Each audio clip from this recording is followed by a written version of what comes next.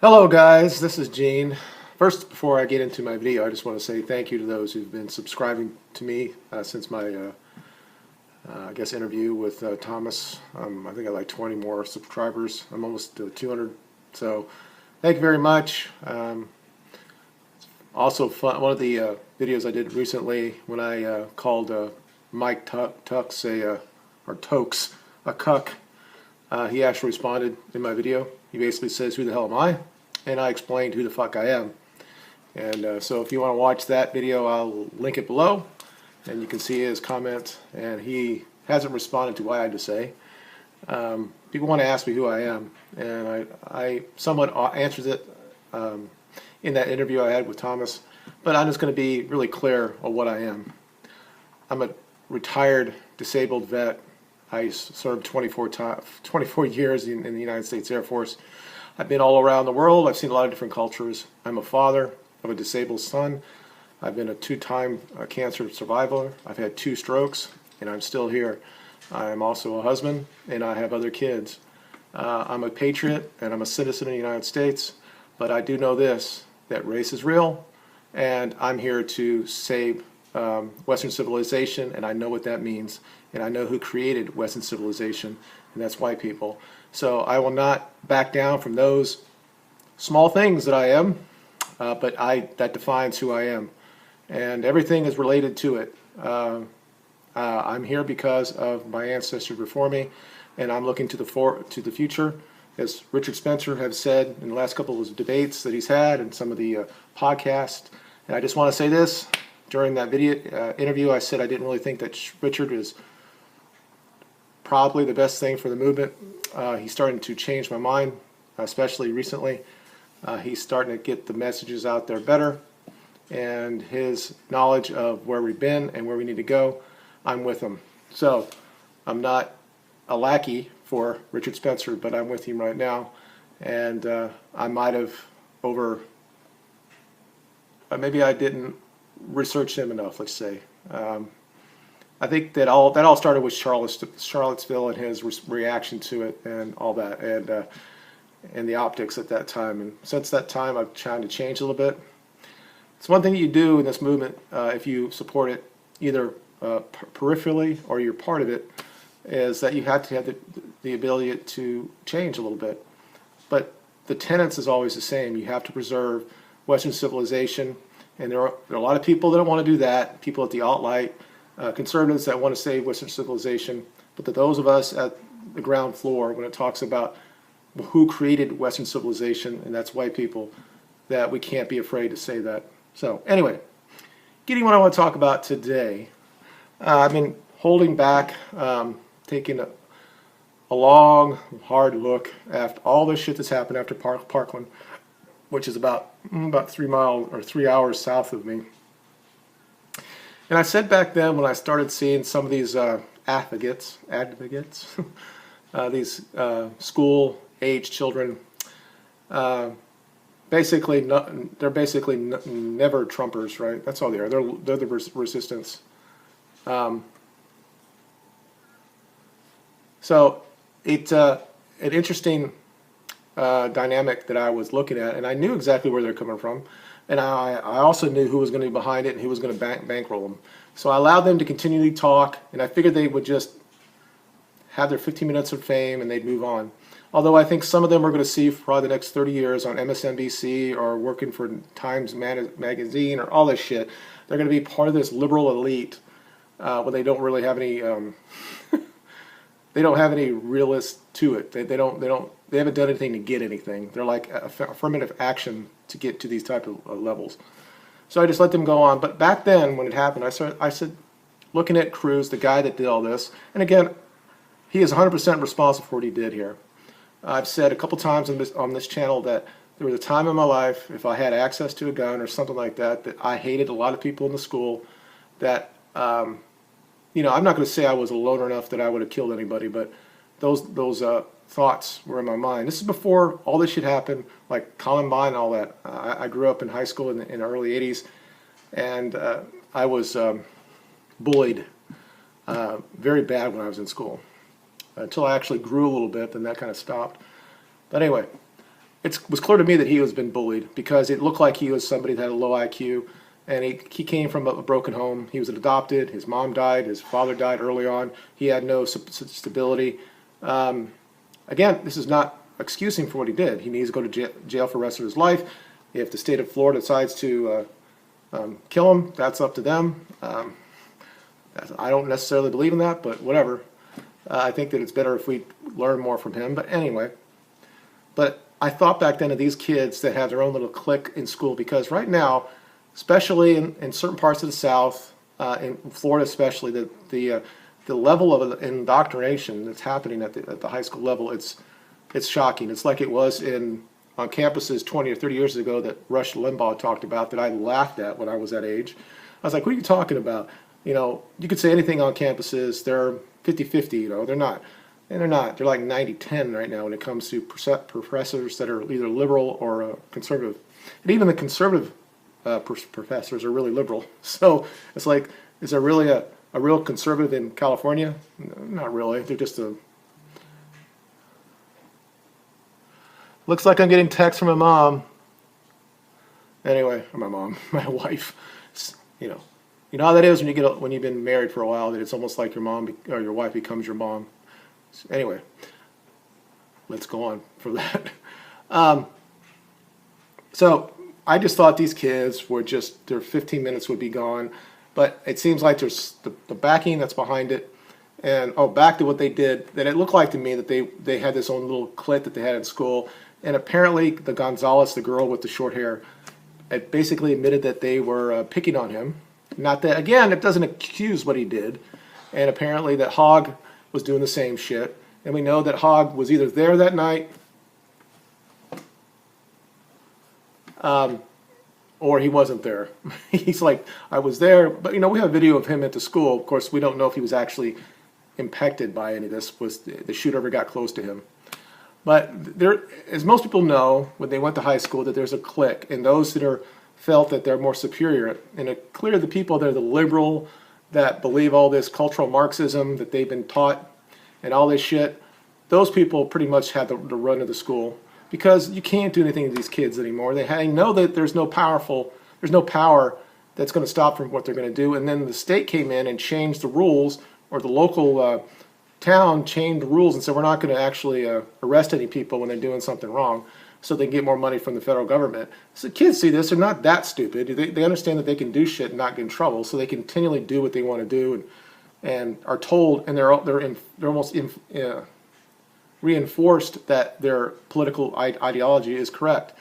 There are very, very few staunchly conservative people in school anymore, and a lot of that's because there's not a lot of men in school anymore. Guys left for a lot of reasons. One of the reasons, they don't really pay enough, and the other reason is you're the ones that are going to be a target for somebody saying you did something inappropriate.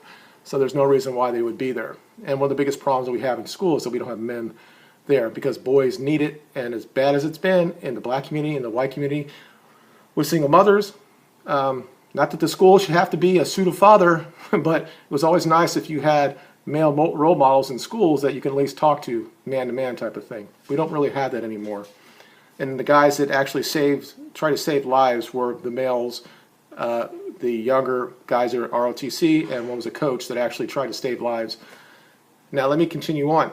So I started thinking, I don't want to get all conspiracy about this stuff, what's going on. I mean, Hogg moved there. His father's in the FBI.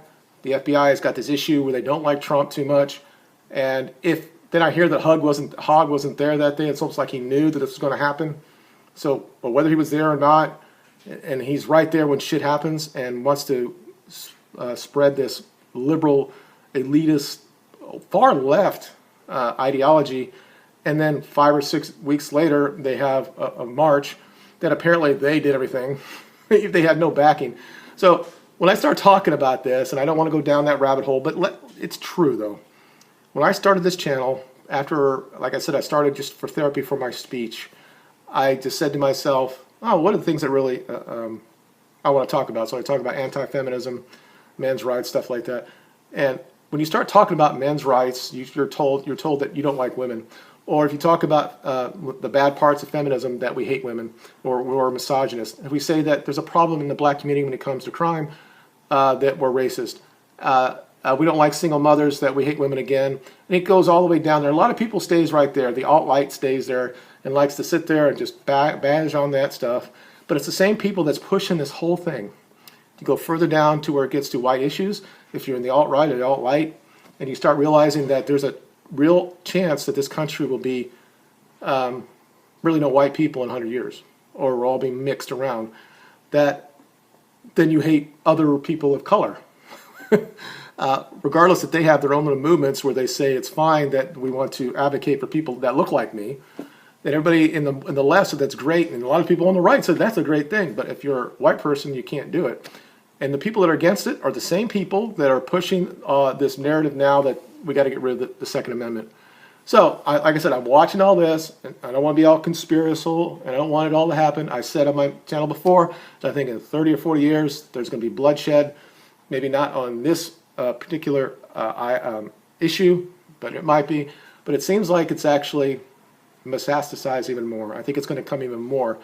And the reason why I believe this is because I think they understand that the more and more people, especially with the internet, and a lot of people that are younger, that are more conservative, that more white people are actually waking up, and they want to have the battle right now when most of the people are on their side, because everybody is not awake and everybody's got their head stuck in the sand. They don't really know what's going on. They just go through life and they buy shit and they think that's all great, and they're becoming antimized type of people. I can't say the word. Antimized people. And they're not part of a collective. So they're not going to ever try to save that. So in schools right now, like I said, it used to be 20, 30 years ago that in the colleges, campuses were like, oh, it's kind of like a crazy indoctrination center, okay, but it's not really going to go to anything in the high school, but it's cool it has, because these kids don't understand why the Second Amendment is where it's at. They don't understand why it's there, why it's the Second Amendment after the First Amendment. And they don't realize that there have been many, many battles on this in the Supreme Court.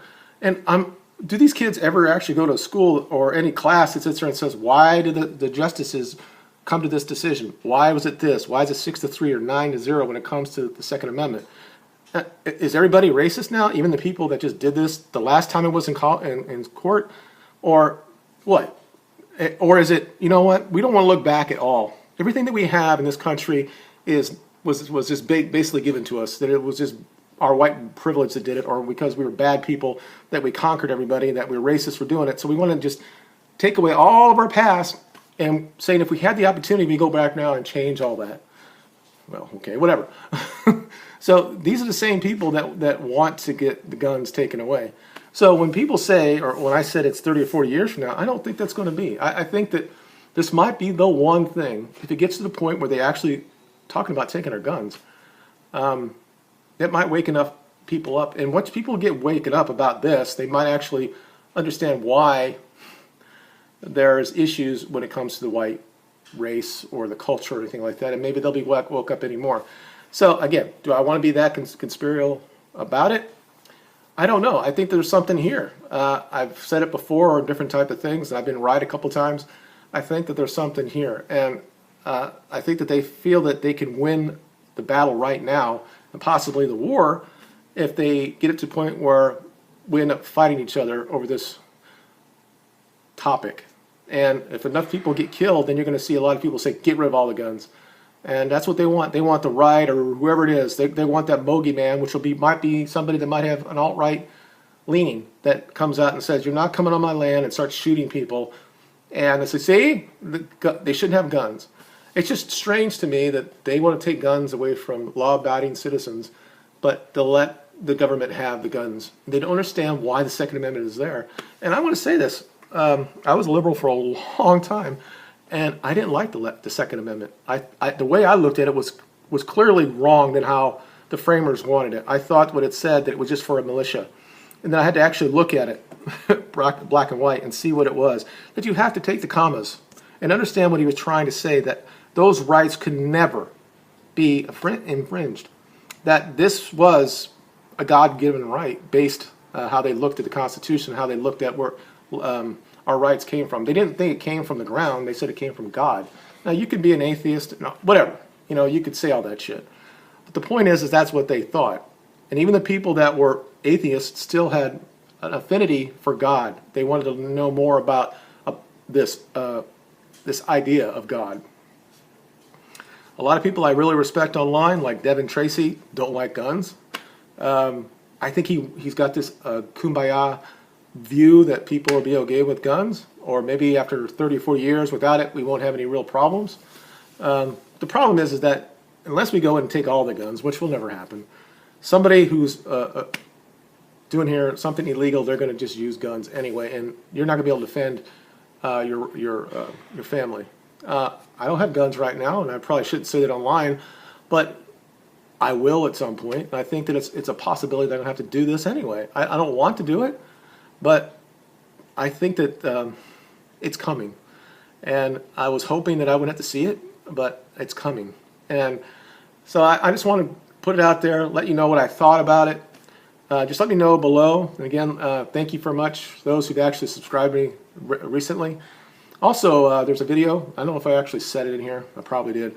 But I called out Michael Tokes, called him a cuck.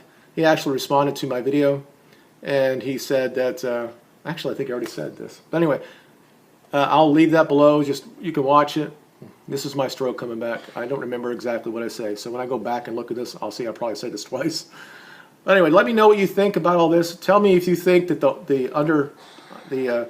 the final goal is that they want to take the guns, and what that means that then they're going to have absolute control over us.